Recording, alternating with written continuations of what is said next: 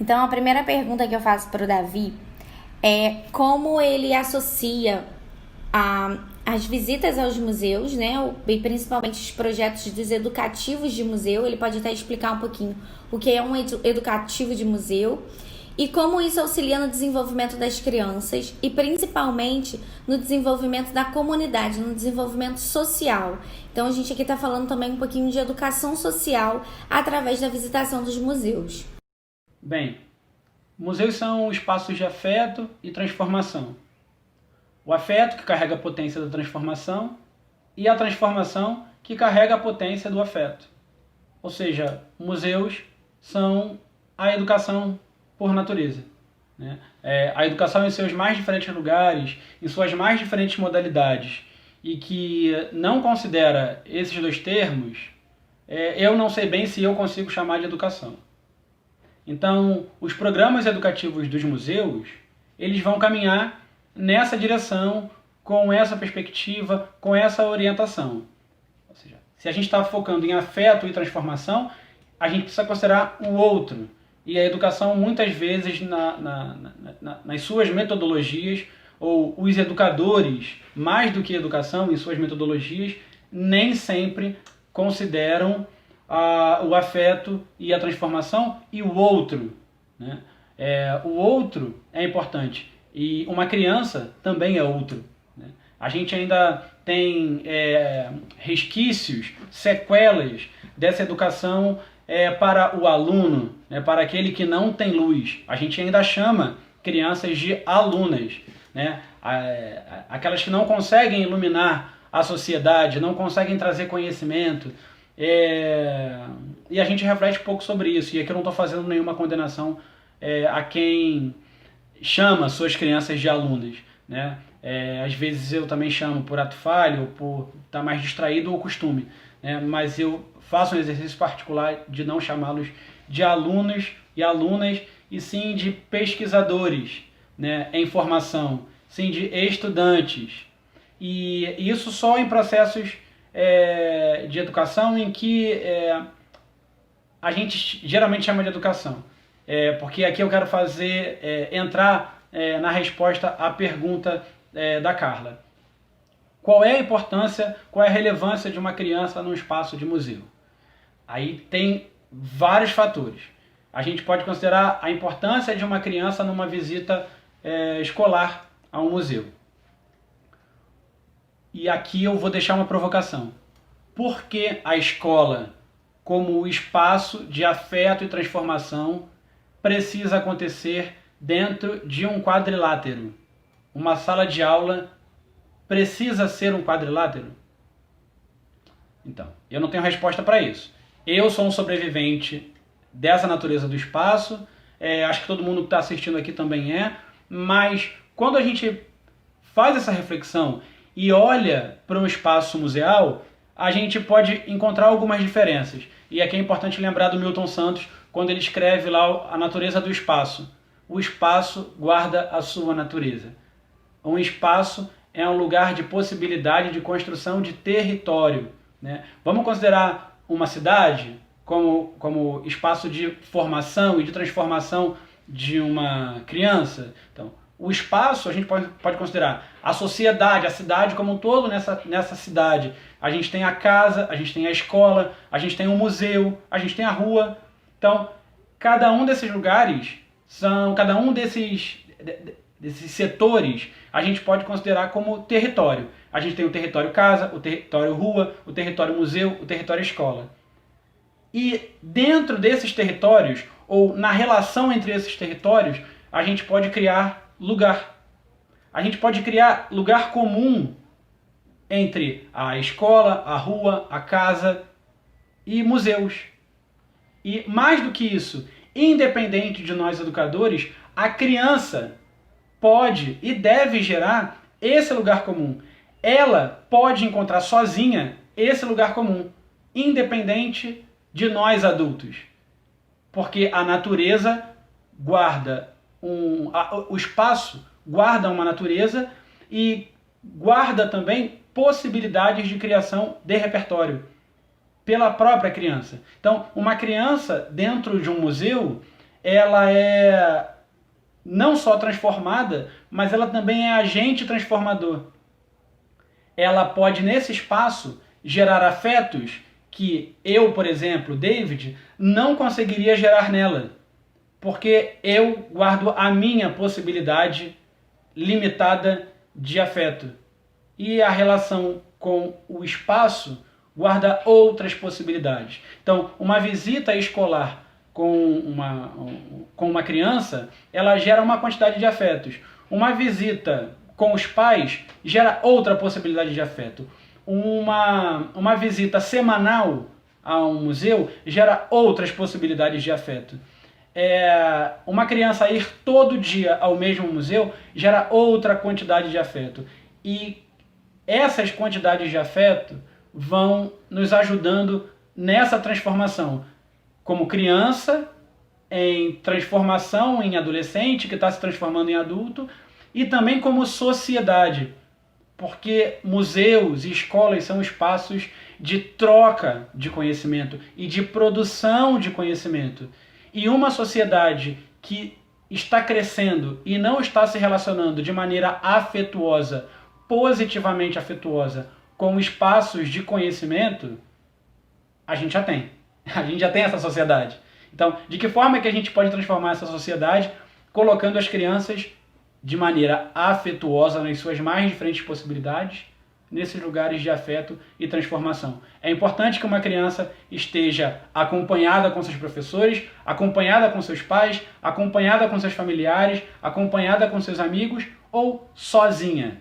Sim, é possível que uma criança esteja sozinha dentro de um museu, mas isso aí vai depender da oferta de espaços de museu perto da localidade dessa criança. Né?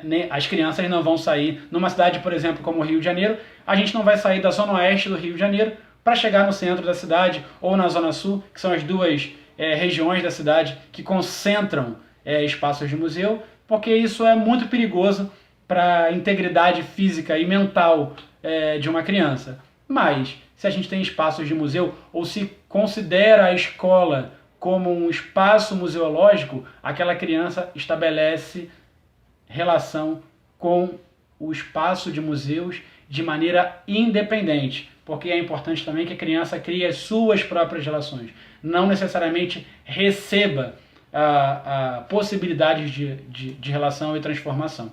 É muito importante que uma criança esteja em museus.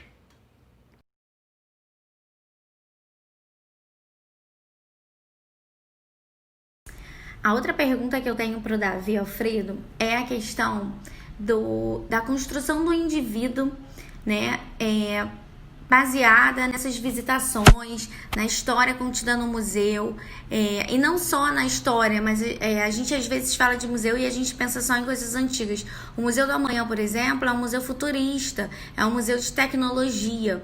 Então é muito interessante. A gente também tem um museu da astronomia, né, onde a gente não está necessariamente falando de coisas antigas, a gente está falando de tecnologia, a gente está falando de engenharia. Então, como isso constrói, ajuda nessa construção? Olha, a nossa sociedade ela tem uma mentalidade em relação ao tempo que prejudica também a relação com museus, né? A gente aprendeu e continua aprendendo e ensinando que a gente pode dividir o tempo em o que já passou, o que está rolando e o que vai acontecer. Não é nem o que pode vir a acontecer. Porque o pode vir a acontecer, o por vir, né, é até uma mentalidade interessante. Mas a gente não faz essa divisão. E isso acaba gerando uma crise relacional com os museus. Porque museus são espaços também de construção de memória. Então, se a gente considera um museu, que é um espaço de memória, como algo que já passou, ou um lugar onde a gente coloca algo que já passou e não tem mais nenhuma importância, a gente cria um problema. Se a gente começa a entender o tempo como algo concêntrico, né? Passado, presente e futuro são elos da mesma corrente, a gente tem uma outra relação não só com o museu, mas com as nossas identidades. Então, vamos pensar aqui os museus de arte. Ah, tá, a gente vai lá no museu e vê as obras de arte, admira determinado artista, determinado movimento artístico, mas para quê? Por que a gente admira aquela representação artística? O que acontece quando eu não gosto daquela representação artística, ou daquele artista, ou daquele movimento artístico? Porque um movimento, ele é reflexo de uma classe, né? Não só classe artística, mas também uma classe social, as relações de dominância e subserviência. Então, se a gente lida mal com isso, a gente constrói memórias e identidades ruins. Nesse sentido, os museus nos ajudam a processar melhor as nossas identidades, a partir das nossas memórias também. Então, quando eu vejo determinado movimento artístico, sei lá, o movimento de 22, né, o movimento modernista de 22 no Brasil. Gente, esse fato artístico, histórico no Brasil, ele não é só artístico histórico, ele é social, ele tem a ver com as elites, ele tem a ver com um discurso de unidade nacional, ele é encampado dentro de uma lógica nacionalista, uma década depois, até menos de uma década depois. Então as coisas estão todas interligadas. E se a gente não estabelece relação com museus para as nossas identidades, a gente gera outras identidades, que são as identidades mais fortes que a gente tem na nossa sociedade, né? Eu falei na outra resposta sobre isso, dessa sociedade que não se relaciona bem com a produção de conhecimento e com a difusão do conhecimento, né? A gente está vivendo hoje em dia num mar de notícias falsas, né, nas fake news, muito por causa disso, porque a gente tem dificuldade em tratar as nossas identidades, né? O Brasil é um país que ainda precisa repensar, precisa pensar, não é nem repensar, porque repensar é uma outra etapa. A gente precisa pensar, a gente precisa olhar para a construção da nossa identidade como indivíduo e como coletivo. E eu não sei bem se os espaços mais acessados nos ajudam ou nos atrapalham na construção de identidade. E os museus, nesse caso, são espaços que nos levam a não apenas só ver e criticar, mas nos colocar nessas outras identidades, nessas outras possibilidades de identidade. Não é à toa que em discursos autoritários, em momentos de maior autoritarismo, né, nisso que a gente está chamando de fascismo hoje em dia, o termo voltou muito em voga, a gente tem falado muito, mas esses discursos autoritários atacam esses espaços de produção de conhecimento e de questionamento do conhecimento, porque criticar as nossas identidades enfraquece grupos autoritários, entendeu? Então, atacar os artistas, atacar os museus, atacar os cientistas, atacar os pensadores, atacar quem está criticando os processos que nos levaram à identidade que a gente tem, atacar as pessoas que nos convidam a nos pensar como identidade, é o melhor para grupos autoritários. Então, estar num museu, ou construir, participar da existência de um museu, é importante por isso. Assim, a nossa identidade não existe sem a nossa memória. E a nossa memória está a serviço das nossas projeções. Então, a gente pode traçar um paralelo com a nossa divisão ocidental do tempo, né? Ocidental, europeizada, né? Que é passado, presente e futuro. Eu posso ligar a memória ao passado, a identidade ao presente e a projeção ao futuro. A gente não constrói projeção sem identidade e a gente não constrói identidade sem memória. E a nossa memória foi a projeção de alguém. Então é retroalimentação, não tem divisão de tempo. O tempo é um só. Memória, identidade e projeção é uma coisa só. Nesse sentido, os museus e as reflexões que existem nos mais diferentes tipos de museu, pode ser um museu de botânica, como o Sítio Burle Marx, pode ser um museu de arte popular, como é o Museu da Casa do Pontal, pode ser um museu de ciência aplicada, como o Museu da Manhã, um museu de ciências, como o Museu da Vida na Fiocruz. Os museus de arte, todos eles nos ajudam nessa relação de memória, identidade e projeção. A construção das nossas identidades passam por isso: reconhecer memória, reconhecer a nossa identidade e construir as nossas projeções, sejam elas mais antigas e não antiquadas, ou mais futuristas, digamos assim, né? Novas identidades ou reforçar identidades positivas. Os museus são importantes nesse.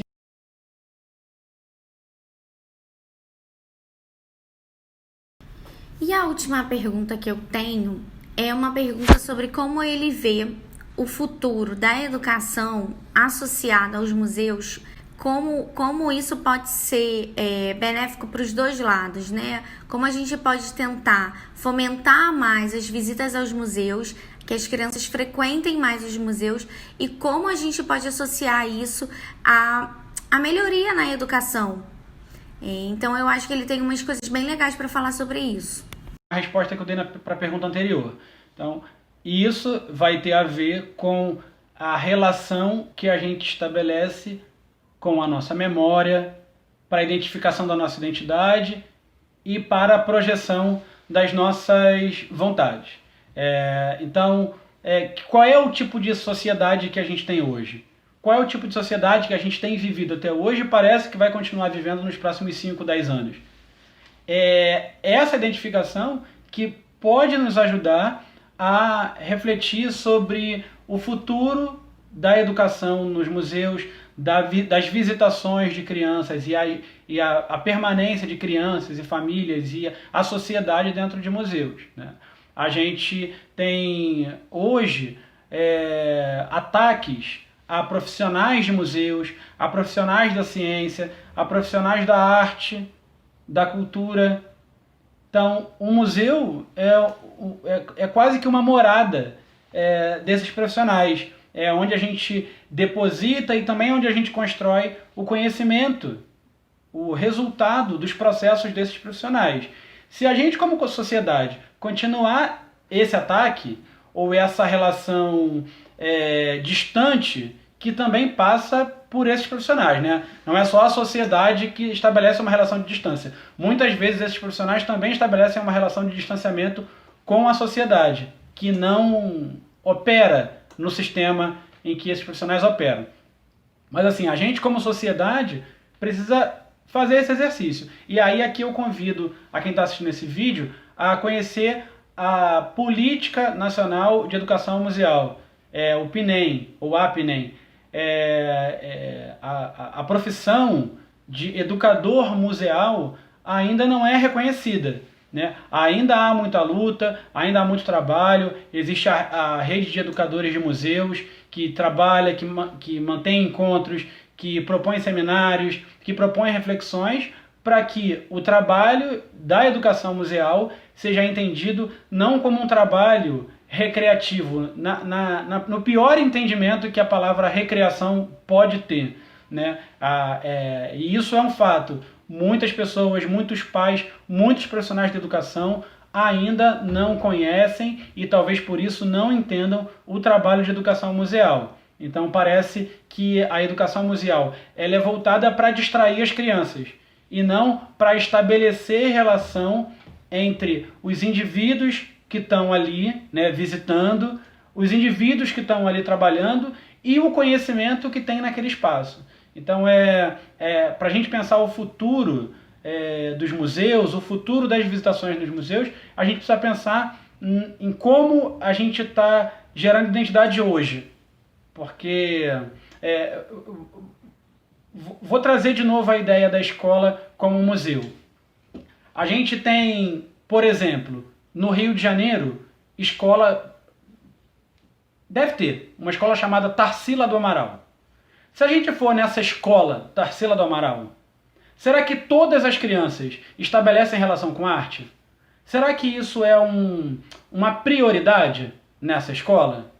Será que uma escola que carrega o nome de um atleta tem uma identidade esportiva? Será que uma escola que carrega o nome de um jornalista... Eu, por exemplo, estudei numa escola aqui no Rio de Janeiro que tem o nome de um jornalista abolicionista, né, um grande nome, que era José do Patrocínio. Eu não me lembro de nenhum momento a minha escola me conduzir para tivesse um foco para a construção textual. Não me lembro da minha escola falar sobre o que é o trabalho de um jornalista, principalmente focar no que era o trabalho de um jornalista no período abolicionista do século XIX. Então, se a gente tem a escola como esse primeiro lugar de adesão à construção de um museu, né, considerando o nome da escola, o perfil dos profissionais que trabalham ali, o direcionamento pedagógico, a gente pode pensar em como os espaços formalmente chamados de museus podem estar mais próximos da sociedade. Então, acho que a gente precisa ampliar a relação que a gente tem com museu. O termo museu é mais do que o prédio museu.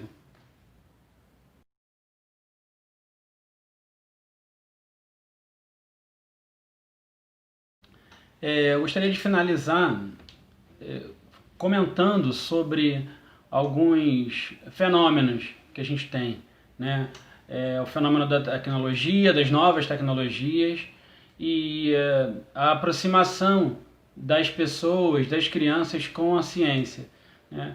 O Science Museum, por exemplo, é um museu, né? Um conjunto de museus no Reino Unido. Eles fizeram algumas pesquisas e essas pesquisas revelaram que as crianças de aproximadamente até 10 anos têm um interesse muito entusiasmado com a ciência, né? Não é à toa que as feiras de experimento científico elas atraem muito as crianças, mas que à medida em que elas vão entrando na adolescência e posteriormente ganhando a vida adulta, essa relação de interesse, de amor com a ciência se torna um pouco mais difícil.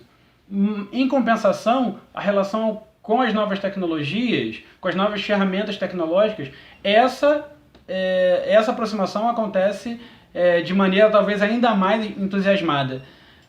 E aí isso é muito curioso, porque ciência e tecnologia estão muito próximas, né? As novas tecnologias são resultados e também ferramentas de processos científicos, são resultados de pesquisa, de pesquisas na área química, no campo das relações, na física,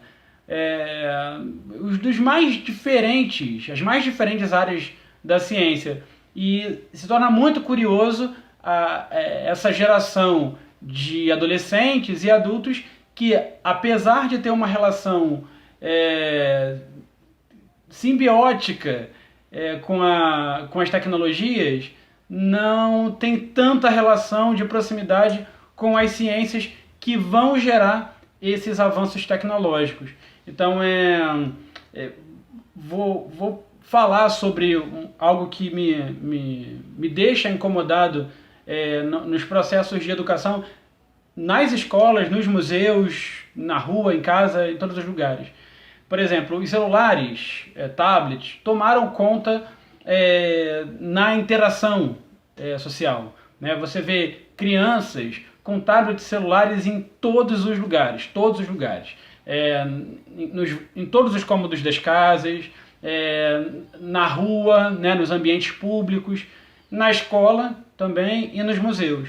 Curiosamente, nas escolas ainda tem o império da proibição de utilização desses equipamentos tecnológicos, no lugar de incorporar esses instrumentos tecnológicos à rotina da escola, utilizando ele como ferramenta pedagógica para também contribuir para essa transformação social que a gente busca na educação.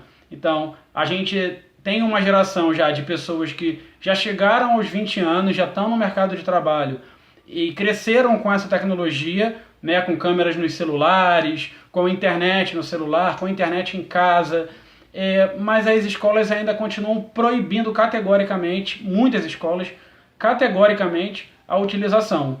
O resultado disso é que agora, nesse momento de isolamento social, por causa da pandemia pelo coronavírus, para evitar o contágio de Covid-19, as escolas, os profissionais e também os estudantes estão encontrando dificuldade em seus processos de aprendizado. Existe dificuldade no processo de ensino e no processo de aprendizado, porque a gente proíbe sem refletir sobre essa tecnologia e a importância dela na sociedade. Isso quer dizer que a gente tem que entregar telefones nas mãos das crianças e deixar que elas façam o que elas quiserem na aula? Talvez sim, mas a gente precisa encontrar alguma maturidade antes para poder chegar nesse passo. Porque há um livro do Edgar Morin em que ele deixa bastante claro, a cabeça bem feita. Ele fala, o didatismo está a serviço do autodidatismo. Enquanto a gente perdeu tempo deixando de ensinar muitas vezes as crianças, os adolescentes que hoje são adultos a se